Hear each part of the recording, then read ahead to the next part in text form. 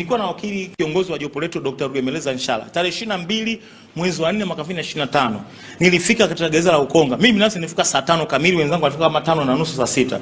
Tumekaa pale, tumewekwa sio waiting area, kwenye magari yetu. Mvua imenyesha, tukajifungia kwenye magari.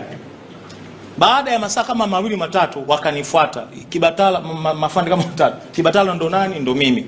Kuna jambo la kwenda kukuambia. Kufika kule ndo naambiwa kwamba sasa ninakwenda kuonana na Tundu Lissu. Kwa hata nafasi ya kuambia wenzangu kwamba jamani, mimi peke yangu ndo nimepewa nafasi, sikuwa nayo. Nikafika kule kwa kwenda kuongea na Tundu Lissu. Huko ndani akaletwa. Amesindikizwa na askari magereza. Mimi yani tuko sehemu kama hii.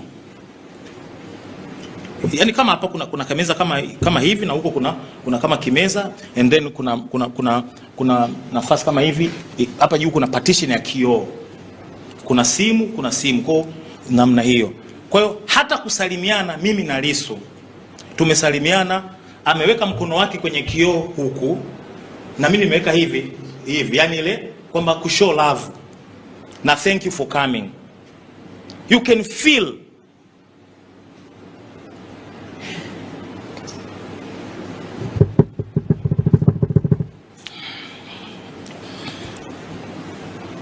Samande kama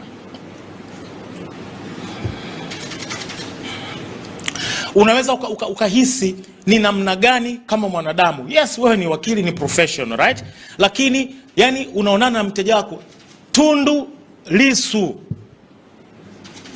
yani mnasalimiana hivi kwenye kioo, mnawekeana hivi kwamba we are strong. Magereza, maaskari magereza wamekaa hapo, anamlinda Lissu hapo. Kwenye mpira inaitwa kuna ni unaye man to man. Mimi niko huku na askari magereza. Yani kama njia mbadala sasa. Maana lazima tuwe creative. Maisha ni maisha. Mazingira tulionayo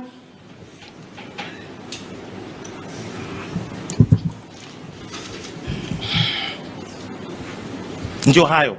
Kwa ilibidi tuanze kuzungumza Kiingereza. Yani nawasiliana na mteja wangu, na lazimika kuwasiliana na mteja wangu kwa Kiingereza kwa sababu nimenyimwa haki ya kuwasiliana naye kwa faraga.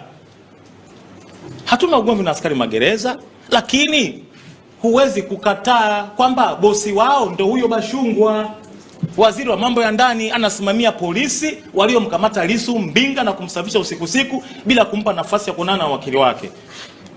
Huyo waziri anayesimamia ndio huyo ambaye mwisho wa siku anasimamia na magereza. Kwa pamoja na kwamba tuna ugomvi na magereza, lakini waliotunga kanuni kwamba wakili anaposana na mteja wake awe within eyesight, wao anaona ili asimpe labda nini au nini, lakini out of earshot, yani kwamba aone lakini asisikilize. Na kanuni hiyo sio kanuni ambayo sisi tumeibuni kichwani kwetu. Azimio la Umoja General Assembly, baraza kuu ya General Assembly. Sisi Tanzania tunashiriki kwenye mabaraza ya Umoja wa Mataifa, na mwaka tarehe 8 Januari 2016 waziri wa mambo ya nje aje abishe, au waziri wa Tanzania ni balozi wa Tanzania kwenye Umoja wa Mataifa kipindi aje abisha kushiriki.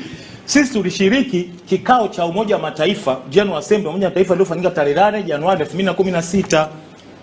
Yalipitishwa maazimio maarufu kabisa yanaitwa the Nelson Mandela Rules. Yani mnaweza mkaelewa Nelson Mandela hana haja ya kutambulishwa. Yani zilitungwa kanuni ambazo zikabatizwa jina la huyu mtu ambaye aliteseka magereza chini ya utawala wa makaburu, alinyimwa haki zote ambazo zinafahamika kisheria na kimantiki. Mpaka Baraza la Usalama la Umoja wa Mataifa yani kama kwa linajisuta hivi kwamba pengine haya yalitokea kwa sababu hatukuwa na kanuni mahususi zinazofunga mikono dunia nzima. Kwa kwenye nafikiri mnafahamu vyombo vile vya Umoja wa Mataifa. General Assembly ni kwamba mataifa yote. Alafu kuna UNC Security Council ambayo ile watu wachache wale Russia nini. Yani General Assembly ni jumuiko la nchi zote zinakubaliana. Jamani, misingi ya kawaida ya kutreat mahabusu na wafungwa ni hii hapa. Kwa Nelson Mandela Rules kama nilivyosema, ambazo zilipitishwa na baraza la General Assembly katika azimio namba 61. Azimio namba 61 linasema kwamba wafungwa wote waliohukumiwa na ambao hawajafunguliwa, na tunatoa kwa sababu imeandikwa kwa Kiingereza. Kama nilivyosema, tunataka tuongee na mwananchi wa kawaida asipotoshwe. Inasema wafungwa wote watapewa nafasi ya kufanya mawasiliano ya kisheria na mawakili na au washauri wao wa kisheria, na ikasema kabisa hapa kwamba bila kuchelewa. Narudia tena, tumewekwa masaa 2 mpaka 3. Yani hata kibinadamu tu nyinyi tungeweka hapa masaa 2 mpaka 3, wengine singeanza kuondoka hapa. Tumetangaza press saa 5 hivi, tungeanza saa 8, mngekuwa pote hapa, sababu ni hakili tu ya kawaida kwamba mtu labda amepangia muda wake, pengine niende magereza baada hapo na kesi kwa jaji fulani saa 9 labda au saa 8, unamweka wakili masaa 3 without delay.